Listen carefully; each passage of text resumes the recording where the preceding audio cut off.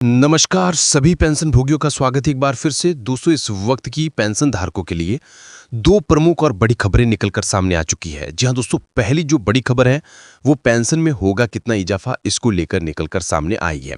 जी दोस्तों, ईपीएस ताड़े पे पेंशन हैक को लेकर लेटेस्ट न्यूज निकलकर सामने आ चुकी है।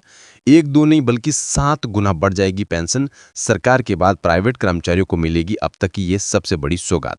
तो आखिरकार सरकारी कर्मचारियों के बाद प्राइवेट कर्मचारियों को अब तक की ये सबसे बड़ी सौगात किस तरीके से देखने को मिलेगी।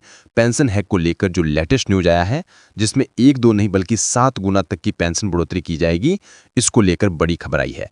तो इसके बारे में दोस्तों आज इस वीडियो के अंदर संपूर्ण रूप से जो जानकारी है वो आप सभी को दी जाएगी। इसी के साथ बात करेंगे 8th पे कमीशन को लेकर निकल कर आई बड़ी खबर के बाद 69 लाख लोगों की पीएम मोदी से बहुत ही बड़ी अपील, 8th पे कमीशन में शामिल करे ये मांग।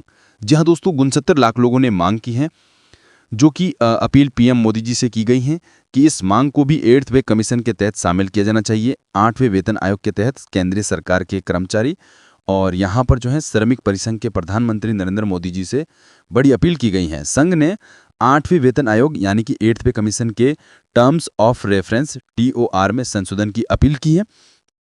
उनका कहना है कि करीब 69 लाख पेंशनर्स और फैमिली पेंशनर्स की महत्वपूर्ण चिंता को नजरअंदाज कर दिया गया है।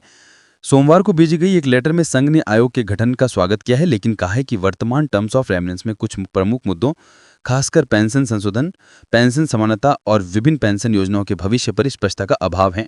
उठाई गई प्रमुख आपत्ति में से एक है तय देत कहा भाव दिख रहे हैं। संघ ने कहा है कि वेतन आयोग 1 जनवरी 2026 से लागू होना चाहिए।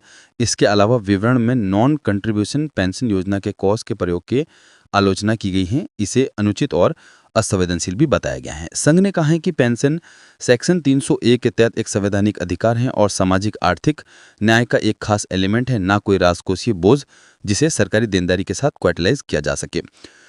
तो क्या क्या अपील की गई है यहाँ पर जो है परिसंघ ने 8वें वेतन आयोग को पेंशन संरचना की व्यापक जांच करने का अधिकार देने का स्पष्ट निर्देश मांग की है। इसमें पेंशन संशोधन, रिटायरमेंट की डेट पर समानता तय करना, 11 सालों के बाद कम्यूटेशन बहाल करना, सीनियर सिटीजन के लिए हर 5 साल में एक्स्ट्रा पेंशन की शुरुआत करना, यहाँ पर CGHS की पहुंच से सुधार और CGHS GIS का पुनर्गठन का मुद्दा भी शामिल है। इसी के साथ पुरानी पेंशन योजना को बहाल करने की मांग।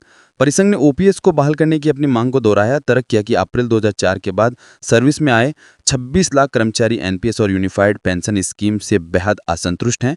इसने कहा कि 8वें वेतन आयोग को सभी योजनाओं का वैल्यूएशन करना चाहिए और सबसे बड़े लाभकारी विकल्प की सिफारिश करनी चाहिए। अब 20% राहत की भी मांग यहाँ पर की गई है। परिषद ने स्वायत्त संस्थानों, वैधानिक निकायों और ग्रामीण डाक सेवकों कर्मचारियों को भी 8वें वेतन आयोग के दायरे में शामिल करने की मांग की।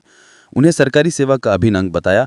बढ़ती महंगाई और वेतन आयोग की प्रक्रिया में देर का हवाला देते हुए इसमें लगभग 1.2 करोड़ एक्टिव कर्मचारी पेंशन भोगियों और पारिवारिक पेंशन भोगियों के मनोबल की रक्षा के लिए 20% अंतरिम राहत का अनुरोध किया। मांगों में CGSH वेलनेस सेंटरों का विस्तार और पेंशन भोगियों के लिए कैशलेस उपचार की भी बात यहाँ पर शामिल की गई। तो ये दोस्तों बहुत बड़ी और इंपॉर्टेंट अपडेट आप सभी के लिए आ चुकी हैं।